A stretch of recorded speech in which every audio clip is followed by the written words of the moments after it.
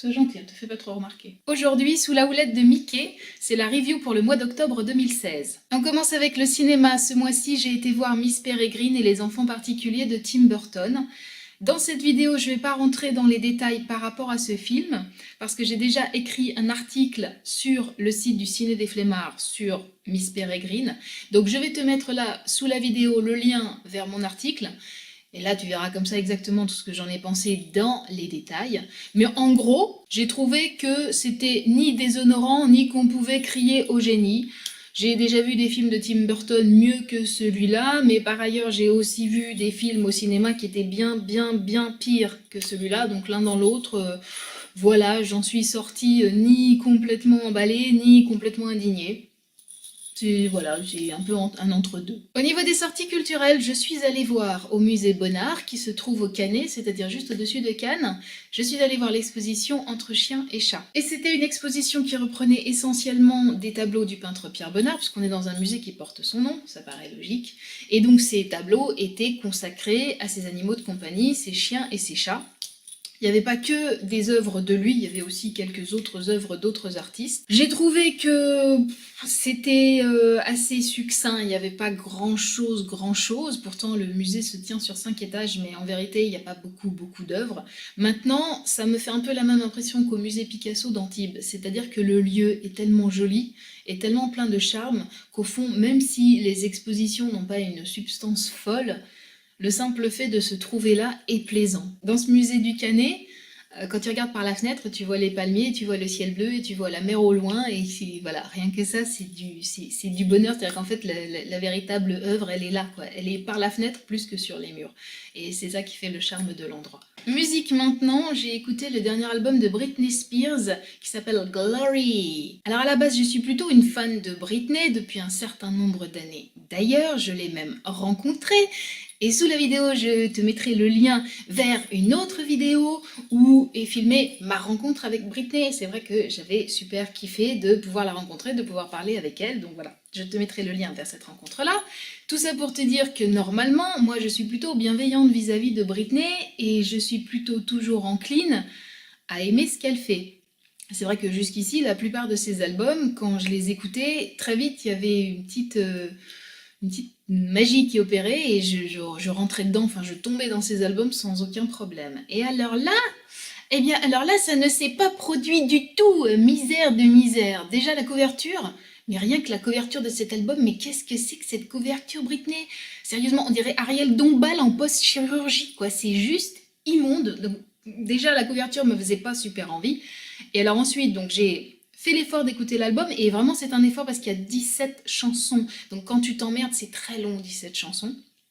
Et c'est de la soupasse. Alors, c'est pas que Britney jusqu'ici elle ait fait du Mozart, loin de là, mais enfin quand même c'était de la pop énergique, de la pop dynamique, de la pop vraiment agréable à écouter, tu vois, ça te mettait la banane. Là, c'est nul, elle a une voix de canard comme elle a jamais eu. Les chansons sont nulles, il y a une espèce de boîte à rythme, enfin c'est du son synthétique, c'est complètement merdeux. C'est vraiment nul, ce qui fait qu'au bon, au départ j'ai tenu sur les 3 ou 4 premières chansons que j'ai écoutées en entier, mais après c'était même plus possible, genre j'écoutais les 30 premières secondes de la chanson et je passais à la suivante parce que il ne se passait absolument rien, aucune émotion. Les textes sont évidemment navrants, c'est toujours la même chose. I want you, I'm so hot, I like you and I want to tell you something. Oh bitch. Enfin voilà, tu vois ce genre de truc, complètement foireux. Britney, qu'est-ce que tu nous as fait? Par pitié, t'as quand même les moyens d'avoir des bons compositeurs, de prendre des gens qui savent faire du bon son, quoi. Qu'est-ce que tu fous? D'autant plus que, ah oui alors, à la fin de l'album, la dernière chanson, ça vraiment, si t'as 2 minutes à perdre, je t'en supplie, va écouter cette chanson, parce que cette chanson, mais c'est le comble du ridicule. C'est une chanson qui s'appelle Coupure électrique, et que Britney chante en français, mais avec un accent à couper au couteau, tu vois, ça donne quelque chose comme Fais-moi l'amour dans la lumière, fais-moi l'amour dans les noirs comme une coupure électrique. Et genre, sérieux, si tu me trouves ridicule, je te jure qu'elle est encore 1000 fois plus que moi. Mais cette chanson, c'est incroyablement ridicule, c'est... au secours, quoi, au secours. Donc Britney, par pitié, ressaisis-toi. Au niveau des tarots, je me suis acheté 3 jeux ce mois-ci. D'abord, la période oblige, j'ai acheté l'oracle d'Halloween, que voici. Voilà, j'espère que c'est à peu près net. Attends, je vais essayer de faire la mise au point. Donc l'oracle d'Halloween de Stacy DeMarco, aux éditions Contredire. Il y a des chaudrons, des citrouilles, des chats noirs, des sorcières, des vampires, des loups-garous, enfin tout ce qui fait l'imagerie d'Halloween. Il y a 35 cartes, si je ne te dis pas de bêtises, 35 cartes avec une jolie tranche dorée, un fond assez mignon, tu vois, avec tous les trucs habituels d'Halloween, et le petit carnet qui va bien avec. Ce qui est marrant, c'est que quand il est sorti aux États-Unis, la version anglaise ne m'avait pas emballé, je l'avais vu sur internet, mais j'avais pas été très inspirée par le design des cartes. Et puis là récemment, je l'ai vu à la Fnac, je l'ai eu entre les mains, et il m'a beaucoup plu, il m'a beaucoup parlé. Du coup, je l'ai acheté. J'ai fait des tirages avec qui se sont avérés assez éclairants, assez efficaces. Je vais te montrer quelques cartes quand même pour que tu vois ce que ça donne. Donc là, tu as une très belle carte de chat noir. Alors attends, voilà. Très belle carte de chat noir.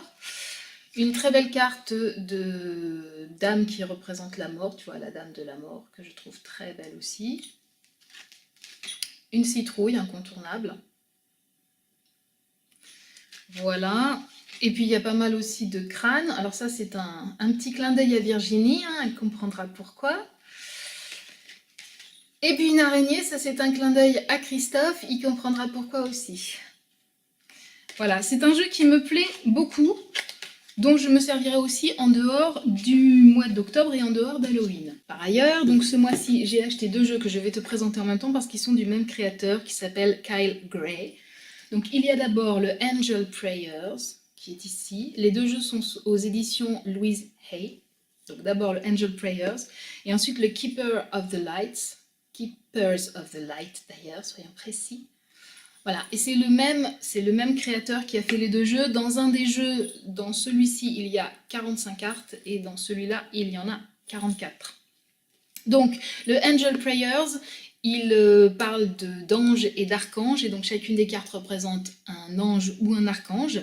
Et dans le petit livret qui va avec, que voici, là, tu as évidemment ce que veut dire chaque carte et ce que t'aide à faire chacun des anges représentés. Donc, les cartes, elles ont ici une tranche argentée. Mon souci, c'est que je ne suis pas très sensible au design des cartes pour ce jeu-là. Je vais t'en montrer certaines, tu vois. Ça, par exemple, j'aime pas trop. Ça me parle pas des masses, ni ça. Voilà, ça c'est pas trop... Du coup, c'est vrai que les tirages sont pas extrêmement inspirants parce que les dessins me parlent pas trop. Bon, j'en ai quand même une ou deux qui me plaisent bien. Celle-là me plaît beaucoup, avec cet indien. Et cet oiseau derrière lui, je la trouve très belle. Et puis celle-là aussi me plaît beaucoup. Voilà, mais je crains que, comme ces cartes ne m'inspirent pas beaucoup, je crains de ne pas me servir souvent de ce jeu. A l'inverse, l'autre jeu, le Keepers of the Light, celui-là qui n'est pas réalisé, parce qu'en fait, donc, le Kyle Gray dont je te parle, c'est celui qui a conçu les jeux et qui a rédigé les booklets, les petits livrets, mais ce n'est pas lui qui a illustré les cartes. Dans le jeu des anges et des archanges, c'est un monsieur qui s'appelle Jason McCready, et donc voilà, je n'aime pas trop son art. Et dans l'autre jeu, au contraire, c'est une jeune femme qui s'appelle Lily Moses. Et alors elle, par contre, j'ai beaucoup aimé. Donc là, la tranche est dorée. Et j'ai été beaucoup plus sensible au design des cartes. Donc là, on n'est pas dans les anges et les archanges, mais on est plutôt dans les grands maîtres spirituels de l'histoire de l'humanité. Donc tu as la Vierge Marie, tu as Jeanne d'Arc, Bouddha, des tas de divinités aussi celtes ou égyptiennes. Je vais te montrer mes cartes préférées parce que là, pour le coup, vraiment, je trouve que le travail d'illustration est magnifique. Donc d'abord, il y a une très belle carte de la Vierge Marie. Vraiment, je la trouve superbe. Je trouve qu'elle a un visage d'une bonté, d'une pureté, enfin, ça me plaît énormément. Là, nous avons l'aigle blanc, qui me plaît beaucoup. Moi qui aime particulièrement la culture amérindienne, j'adore cette carte. Il y a une carte sublime de Jeanne d'Arc. Et là, je trouve que Jeanne d'Arc est... Enfin, j'ai rarement vu Jeanne d'Arc aussi bien représentée. Là, je trouve qu'on on a vraiment sa force spirituelle. Enfin, je trouve que cette carte est superbe. Et moi qui suis pas très sensible en général au personnage de Jeanne d'Arc, là, cette carte m'ouvre un chemin vers Jeanne d'Arc. Je trouve ça très intéressant. Il y a aussi une très belle carte de Diana, la déesse Diana. Et puis, voilà, une très belle carte d'influence égyptienne, que je trouve magnifique. Magnifique. Donc j'ai pas encore eu l'occasion de me servir beaucoup de ce jeu, je m'en suis servi une ou deux fois, donc j'ai pas encore vraiment pu l'apprivoiser. Je ne sais pas encore si il va pouvoir m'accompagner, s'il va me parler, si on va avoir un échange profond lui et moi. Mais ce que je sais, c'est que voilà, je suis très sensible à ces illustrations et ça me donne envie de faire un bout de chemin avec lui. On passe au livre à présent. Ce mois-ci, j'ai lu La Malédiction Grimm de Polly Shulman aux éditions Bayard et j'ai trouvé ça complètement nul. Mais vraiment complètement nul. Déjà, c'est mal écrit. Enfin, c'est même pas que c'est mal écrit, c'est que ce n'est pas écrit. Voilà, c'est juste... on décrit des choses qui se passent, mais il n'y a absolument pas de plume, il n'y a absolument pas de style, l'écriture est pauvre, donc rien qu'au niveau de la forme, c'est mauvais. Ensuite... Tu vois, le bouquin est assez épais, hein, quand même, il y a quelques 500 pages. Il ne commence à se passer quelque chose qu'à partir de la page 230, ce qui fait que pendant 230 pages, disons-le clairement, tu te fais chier, vraiment puissamment. Et puis, au bout de la 230e page, là, il commence à se passer vaguement quelque chose. Alors, je te donne l'histoire dans les grandes lignes. On a une adolescente qui s'appelle Elisabeth et qui est engagée dans un genre de bibliothèque. Je dis un genre parce qu'en fait, ce qu'on vient emprunter dans ce lieu-là, ce ne sont pas des livres, mais des objets. En fait, c'est plus une objetothèque. Et ce qu'il y a, c'est que dans cette objetothèque, c'est pas n'importe quel objet qu'on peut venir emprunter. Et il s'avère que ce sont des objets de contes de fées. D'où la malédiction Grimm, enfin d'où l'intervention de Grimm, parce que ce sont des objets qui appartiennent au monde des contes de fées. Donc, tu trouves notamment genre les bottes de 7 lieues, des miroirs magiques, des tapis volants, des capes d'invisibilité et autres joyeusetés de cet acabit. Et comme je te le disais, c'est chiant comme la pluie, parce que jusqu'à la page donc 230, ce que tu apprends juste, c'est comment ça fonctionne dans cette objetothèque. Comment est-ce qu'on peut emprunter des articles, comment est-ce qu'on peut les rendre et à qui, et pourquoi, et comment, et quels sont les horaires du truc, et comment ça se passe, les relations entre les différentes personnes qui bossent là-dedans. On n'en finit plus, mais on se dit, mais quand est-ce qu'il va se passer quelque chose, quand est-ce que ça va commencer? Et donc à la page 230, enfin, il y a quelque chose qui commence, c'est-à-dire qu'il y a une vague intrigue de vol qui se met en place, c'est laborieux, c'est décrit tant bien que mal, et plutôt mal que bien d'ailleurs. Le tout saupoudré d'histoires romantico-niaiseuses par là-dessus. Enfin, moi, il n'y a rien à sauver. Je suis navrée, Polly Shulman, mais son bouquin est absolument nullissime. Mais vraiment nullissime. À éviter. À l'inverse, j'ai lu Le démon de la vie de Patrick Grinville. C'est une amie qui m'a offert ce livre cet été. J'ai mis un peu de temps à le lire parce que comme j'ai toujours 30 bouquins qui sont en attente sur mes piles, voilà, le temps que je fasse des roulements, etc. Bon. Donc j'ai mis un peu de temps à le lire, mais c'est fait. Alors l'histoire, c'est assez... c'est l'inverse de chez Grimm, là. C'est assez foisonnant comme histoire. Mais en gros, il y a deux adolescents, Louise et Luc, qui s'aiment et qui s'aiment un peu contre le monde qui les entoure. Parce qu'en fait, le monde qui les entoure n'est pas forcément favorable à leur amour. Et donc, ils doivent apprendre à trouver leur place et à laisser s'exprimer cet amour autour d'eux. C'est pas forcément évident. Et puis, en parallèle de ça, il y a aussi toute l'histoire d'un tigre qui s'est échappé d'un château dans lequel le retenait un milliardaire. Et donc, il y a toute la poursuite qui se met en place autour de ce tigre évadé. Voilà, il y a la police, la gendarmerie, les pompiers. On fait même venir un chasseur qui ressemble fort à Tartarin de Tarascon pour trouver ce tigre. Donc, il y a toute une traque qui se met en place autour du prédateur. Et enfin, voilà, c'est ce que je peux te dire de l'histoire. Ce que j'ai énormément aimé, c'est que là, il y a une plume magnifique, magistrale, c'est très très bien écrit, c'est superbe, il n'y a jamais de facilité, il n'y a jamais d'effet, on est dans une maîtrise totale, elle est parfois âpre, parfois tendre cette plume, enfin j'ai trouvé que c'était vraiment fabuleux. c'est pas un coup de cœur, dans la mesure où de temps en temps l'auteur m'a fait un peu décrocher parce qu'on passait d'une troisième voie narrative à la première personne. C'est-à-dire qu'il y a certains chapitres qui sont écrits à la première personne parce que c'est un des personnages qui parle.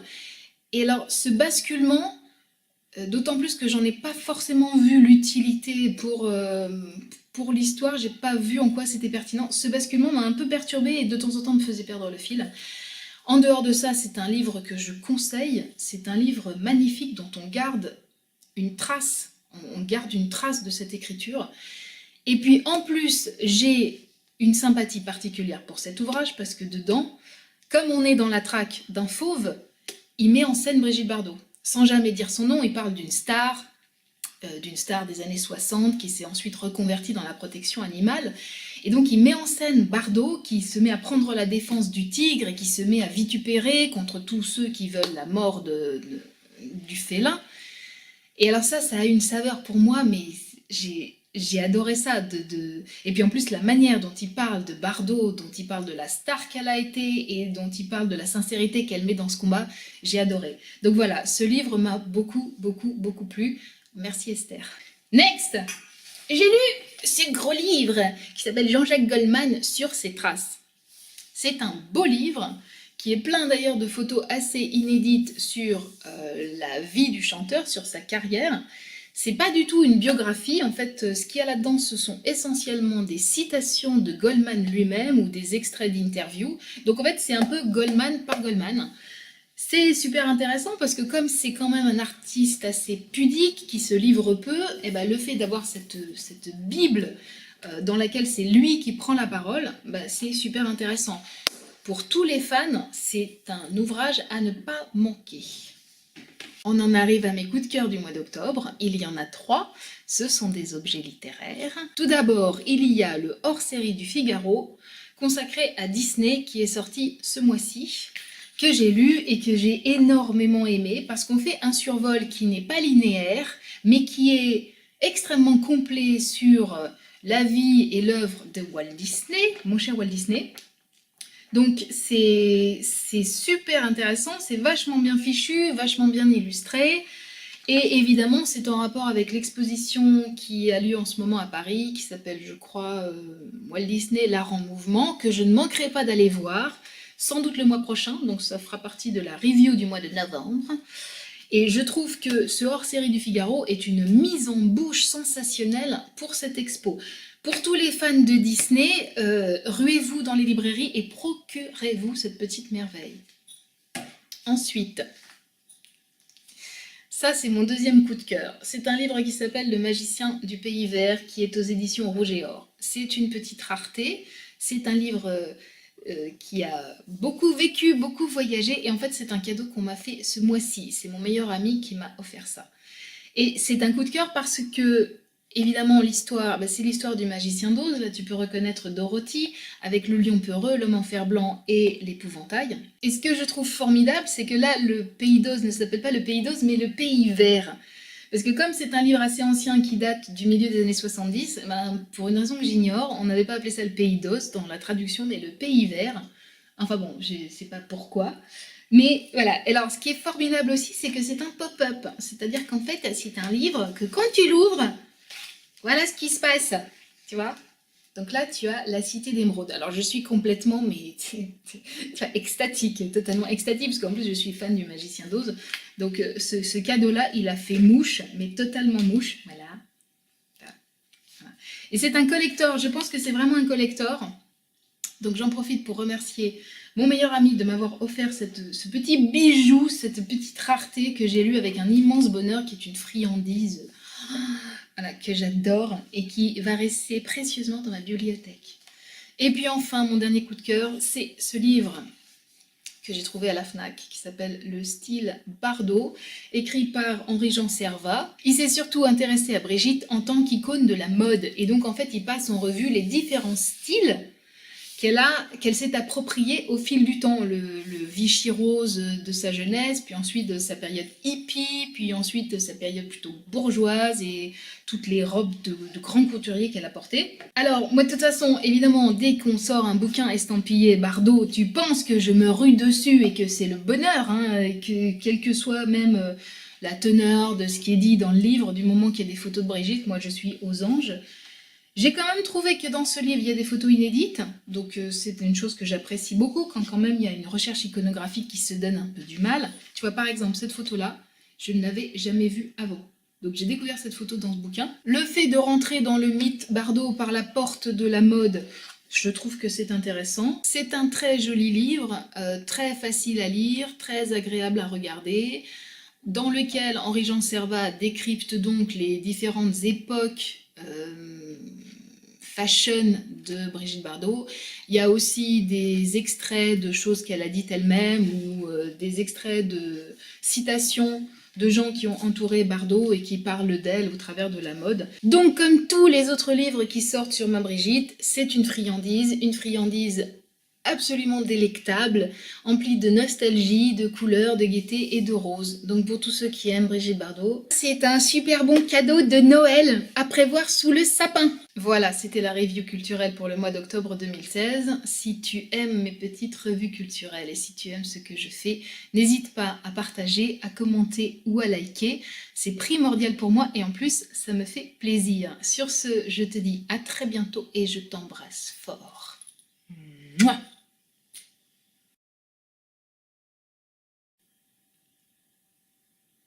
Terrible, mais terrible, terrible, terrible.